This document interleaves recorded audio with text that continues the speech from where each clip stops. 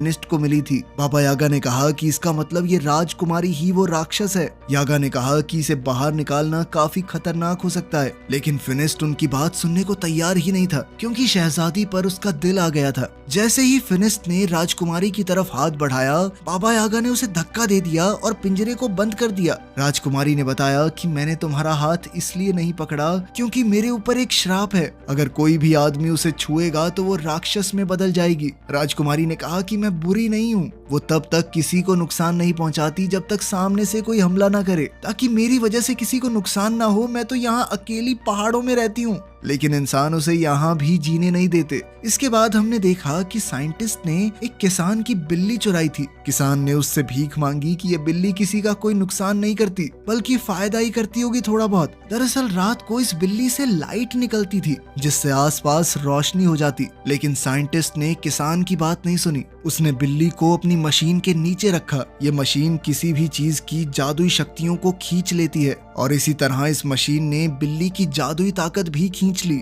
और फिर बिल्ली को जादू से एक केमिकल में बदल दिया, जिसे साइंटिस्ट ने अपनी तिजोरी में रख दिया। यहाँ साइंटिस्ट ने बहुत सारे केमिकल्स पहले से इकट्ठा कर रखे थे। वहाँ राजकुमारी और फिनिस्ट एक दूसरे से प्यार करने लगे थे। बाबा यागा और एंडी इन दोनों को कैद करके साइंटिस्ट के पास ले जाने लगे। ये लोग जब साइंटिस्ट के महल में पहुंचे तो दूर खड़े होकर ही साइंटिस्ट को देखने लगे। उन्होंने देखा कि साइंटिस्ट ने एक जादुई परिंदे का सारा जादू खींच लिया और उससे बने केमिकल को अपने रोबोट्स में डाल दिया। इसका मतलब था कि ये रोबोट्स